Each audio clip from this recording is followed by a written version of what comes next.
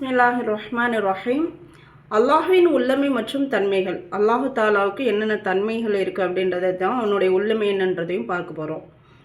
அல்லாஹு ஒருவன், அவனே அனைத்துலகையும் படைத்தவன் மற்றும் உண்டாக்கியவன். அவனே வானம், பூமி, சூரியன், சந்திரன், கடல், மலை, மனிதன், ஜின்கள் முதலிய அனைத்து படைப்புகளையும் படைத்தவன். அவனே எல்லோருடையும் இரட்சகனும் உண்மை அதிபதியும் ஆவான். நமது வாழ்க்கையின் முழு தேவைகளையும் அவனே பூர்த்தி செய்கிறான். அவனே இரணமளிக்கின்றான். அவனே கண்ணியம் மற்றும் இழிவை தருகின்றான். அவனே வாழ்வையும் மரணத்தையும் தருகிறான். அல்லாஹு தாலா குரானில் கூறுகிறான், வாழ்வை தருவதும் மரணத்தை தருவதும் அல்லாஹு தாலா தான். மேலும் அவன் ஏதாவது ஒரு காரியத்தை முடிவெடுத்து விட்டால் அவன் ஆகுக என்ற வார்த்தையை மட்டுமே கூறுவான். அவ்வாறே அது ஆகிவிடும். அல்லாஹு தாலா அனைத்து திறமைகள் மற்றும் சிறப்புகளின் அதிபதியாக இருக்கிறான். மேலும் சகலவிதமான குறைகள் மற்றும் பலவீனங்களிலிருந்து பரிசுத்தமானவன். அவனுக்கு தாய் தந்தையும் இல்லை, மனைவி மக்களும் இல்லை. மேலும் அவன் அனைத்து உறவு முறைகளிலிருந்தும் பரிசுத்தமானவன். அவன் நிரந்தரமானவன், நிரந்தரமாகவே இருப்பான். அவனுக்கு மரணமே வராது. திருக்குரானில் கூறப்பட்டுள்ளது, அல்லாஹு தாலாவை தவிர உள்ள அனைத்தும் அழியக்கூடியவையே. ஆட்சி அவனுக்கே உரியது. அவன் பக்கமே நீங்கள் எல்லோரும் திரும்பி செல்ல வேண்டும் அப்படின்னு சூரா கஸஸ்ல அல்லாஹ் சொல்கிறான். இப்போ இந்த அல்லாஹுடைய தன்மைகள் இதுதான். அல்லாஹு யாரோடையும் கம்பேர் பண்ண முடியாது. அதே மாதிரி அல்லாஹு தாலாவிற்கு மனைவி மக்களோ குழந்தைகளோ எதுவும் கிடையாது. அவன் எல்லா உறவு முறைகளை விட்டும் பரிசுத்தமானவனாக இருக்கிறான். அதே மாதிரி எல்லாமே அழிஞ்சு போயிடும் ஒரு நாள். அல்லாஹை தவிர அல்லாஹ் மட்டும்தான் ஒரு நாள் நிலையானவனாக இருப்பான். இப்பிரபஞ்சங்களை நிர்வகிப்பதிலே அல்லாஹுவுக்கு யாரும் துணை இல்லை. அவன் தனது வல்லமையால் இப்பிரபஞ்சங்களை நிர்வாகம் செய்கின்றான். அவனுக்கு சிறு தூக்கமோ பெருந்தூக்கமோ வராது. இந்த எந்த விஷயங்களும் அல்லாஹ் இடத்துல இருக்காது. சிறு தூக்கம் பெருந்தூக்கம் அந்த தூங்கிட்டாதான் ஒரு செகண்டில் என்ன வேணாலும் நடந்துருமே. அப்போ அந்த தூக்கம்ங்கிற ஒன்று அல்லாஹ்விற்கு இல்லை.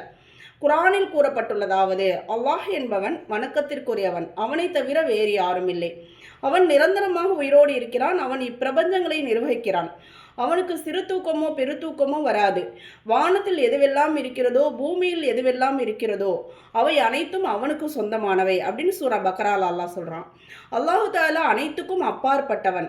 எதுவும் அவன் போன்று இல்லை. இவ்வுலகில் இந்த கண்களை கொண்டு அவனை யாரும் பார்க்க இயலாது. நாலாதிக்கிலும் பரவியுள்ள இயற்கையின் அடையாளங்களும் அதன் தன்மைகளாலும் அனைவரும் அவனை அறிந்து கொள்ளலாம். அல்லாஹுவை பார்க்கலான்னா இந்த உலகத்தில் யாராலையும் பார்க்க முடியாது. அல்லாஹுடைய அந்த படைப்புகளை கொண்டு தான் நம்ம என்ன செய்ய முடியும்? அல்லாஹுவை அறிந்து கொள்ள முடியும். அல்லாஹு தாலாவுக்கு மிக அதிகமான தன்மைகள் உள்ளன. அவற்றில் சில வருமாறு: அறிவு, அதாவது அனைத்தையும் அறிதல், எல்லா விஷயத்தையும் ஒரே நேரத்தில் அறியக்கூடிய அந்த அறிவு. வல்லமை, அதாவது அனைத்தையும் தன் ஆற்றலால் செய்தல், யாரும் அவனுக்கு துணை தேவையில்லை, தன்னுடைய ஆற்றலை கொண்டே எல்லாவற்றையும் செய்து முடித்து விடுவான். உயிர், அதாவது எப்போதும் உயிரோடு இருத்தல், அவனுக்கு மரணம் என்பதே கிடையாது. செவி, அதாவது அனைத்தையும் செவியுற்றல், சின்ன சின்ன அந்த எறும்புடைய சப்தத்தை கூட அறியக்கூடியவன். பார்வை, அதாவது அனைத்தையும் பார்த்தல், எல்லா விஷயத்தையும் ஒரே நேரத்தில் பார்க்கக்கூடியவன். நாட்டம், அதாவது அனைத்து காரியங்களையும் தனது நாட்டப்படி செய்தல், அவன் என்ன நினைக்கிறானோ அவன் இஷ்டப்படி தான் அல்லாஹ் செய்வான். பேச்சு, அதாவது அனைத்தையும் பேசுதல், எல்லா விதமான பேச்சு, எல்லா விதமான பாஷைகளும் அல்லாஹ்வுக்கு புரியும். அல்லாஹு தாலாவின் தன்மைகளை பற்றி நமது கொள்கை இவ்வாறு இருக்க வேண்டும். முன்னாடி என்னென்ன தன்மைகள் இருக்குன்றதை நம்ம பார்த்தோம். இப்போ நம்முடைய கொள்கை என்னென்னா, அல்லாஹ்வின் அனைத்து தன்மைகளும் நிரந்தரமானவை நம்ம நம்பணும். அல்லாஹ்வின் தன்மைகளில் கூடுதல் குறைவுகள் ஏற்படாது. அதாவது அல்லாஹ்வின் தன்மைகளில் ஏதாவது ஒன்று சில நேரங்களில் குறைந்துவிடும், அல்லது நீங்கி போய்விடும், அல்லது அதிகரித்துவிடும் போன்ற விஷயங்கள் ஏற்படவே செய்யாது. அல்லாஹ்வின் தன்மைகள் படைப்பிடங்களின் தன்மைகளை போன்று குறையானவை அல்ல. உதாரணமாக, நாம் ஒரே நேரத்தில் எல்லா விஷயங்களையும் அறிந்து கொள்ள இயலாது. அனைத்து சப்தங்களையும் கேட்க இயலாது. அனைத்து பொருட்களையும் பார்க்கவும் இயலாது. ஆனால் அல்லாஹு தாலாவால் ஒரே நேரத்தில் அனைத்தையும் அறிய இயலும், அனைத்தையும் செவியுற இயலும், அனைத்தையும் பார்க்க இயலும். இந்த விஷயங்களை நம்ம மனதார நம்பணும். அல்லாஹ்வின் தன்மைகள் படைப்பினங்களின் தன்மைகளுக்கு ஒப்பானதாக இல்லை.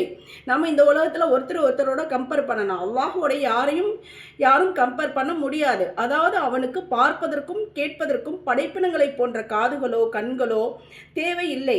திருக்குரானில் கூறப்பட்டுள்ளதாவது, எதுவுமே அவனுக்கு ஒப்பானதாக இல்லை.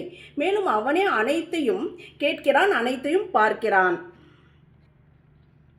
அல்லாஹு தாலாவின் உள்ளமை மற்றும் அனைத்து தன்மைகளின் மீதும் நம்பிக்கை கொள்வது அவசியமாகும். யார் அல்லாஹு தாலாவின் உள்ளமை மற்றும் தன்மைகளில் ஏதாவது ஒன்றை நம்பவில்லையோ அல்லது சந்தேகம் கொண்டாரோ அவர் முஃமினாக மாட்டார்.